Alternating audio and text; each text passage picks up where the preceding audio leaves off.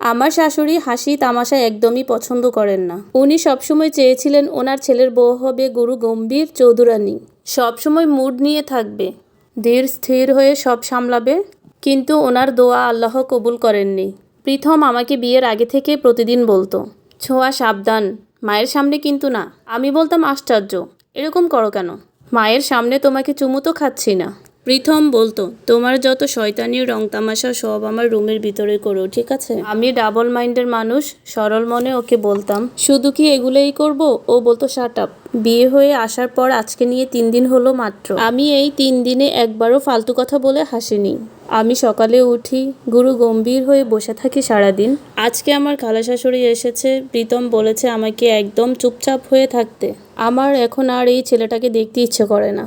ওকে বললাম, তোমাকে চেঞ্জ করব, কোনো ওয়ে আছে? ও বলল, না নাই, বিয়ে করে ফেলেছো, 3 মাসের ভেতর ডিভোর্স দিও না।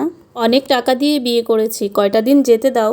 কথাটা শুনে বের হয়ে আসলাম রুম থেকে। আসার সাথে সাথে খালা শাশুড়ি আমাকে বলল, বাচ্চা নিবে কবে? খালা শাশুড়ি বলল, তোমার কোলে বাবু দেখতে চাই। জোরে তো আর বলতে পারি না, মনে মনে বললাম, আমি আপাতত আপনাদের প্রীতমের কোলে থাকতে চাই। খালা শাশুড়ির সাথে গল্প করতে করতে তিনি বললেন, তুমি অনেক লম্বা, এত লম্বা হইছো কিভাবে? আমার লামিয়ারে দেখো, ওর মায়ের মতো খাটো হবে, তাই না? আমি ওনার ছেলেকে দেখে জিজ্ঞেস করছিলাম, আপনার ছেলে লামিয়ার বাবা না? খালা রেগে গিয়ে ধমক দিয়ে বললেন, ও বাবা না তো কে বাবা? ওই তো বাবা। পরে আমি বললাম, উনি যদি বাবা হয়ে থাকে তাহলে মেয়ে তার বাবার মতো খাটো হলেও হতে পারে। খালা একেবারে মুখ কালো করে তাকাই আছে আমার দিকে। আমি তো ভাবলাম কিছু একটা বলবে, পরে দেখলাম যে না, আমাকে কিছু বলেনি। আর এইদিকে প্রীতম আমাকে ইশারায় দিচ্ছে চুপ থাকতে। আশ্চর্য, আমি তো গুরু গম্ভীর হয়ে কথাটা বললাম।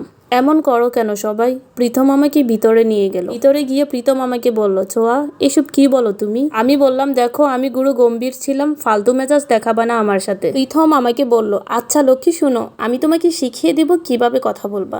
তাও উল্টাপাল্টা কিছু বলো না, অন্তত মা যতদিন আছে। আমাকে লক্ষ্মী বললে আমি গলে যাই। আমি বললাম, আচ্ছা ঠিক আছে। খাবার টেবিলে বসে প্রীতম বলল, কোনো কাজ তাড়াহুড়ো করে করা যাবে না, একটু নিঃশ্বাস নিয়ে কাজ করতে হবে। কেউ কিছু বললে তার দিকে একটু তাকিয়ে তারপর অল্প করে উত্তর দিতে, এবং যে কোনো পরিস্থিতিতে স্থির থাকতে।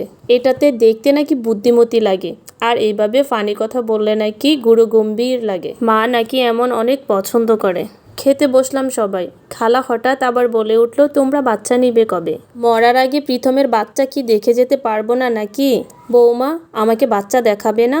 কথাটা শুনে আমার অনেক রাগ হলো, কারণ এই কথাটা উনি আসার পর অনেকবার বলে ফেলেছে। আমি চুপ করে আছি।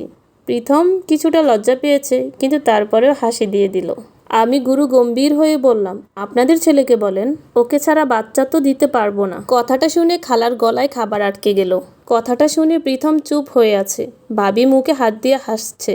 আমি ভাবলাম রাগের মাথায় একই বলে ফেললাম। এদিকে পানি আমার সামনে ছিল। আমি অবশ্যই মোটেও বিচলিত হলাম না। আমি আস্তে ধীরে পানি নিয়ে এগোচ্ছি। প্রীতম এসে খপ করে পানিটা নিয়ে খালাকে খাওয়ালো।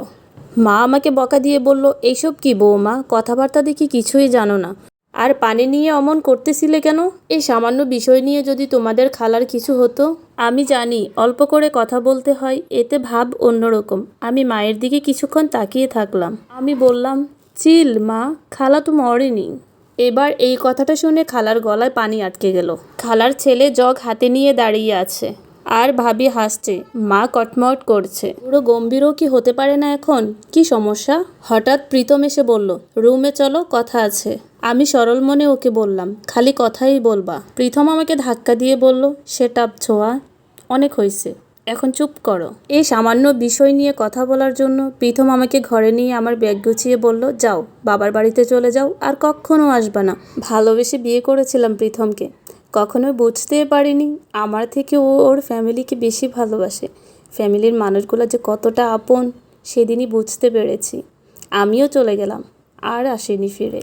এটা একজনের গল্প থেকে নেওয়া। ভিডিওটা কেমন লাগলো? যদি ভালো লেগে থাকে অবশ্যই লাইক করবেন, কমেন্ট করবেন, শেয়ার করবেন। আর যারা আমার ইউটিউব চ্যানেল থেকে দেখছেন অবশ্যই সাবস্ক্রাইব করবেন। আল্লাহ হাফেজ।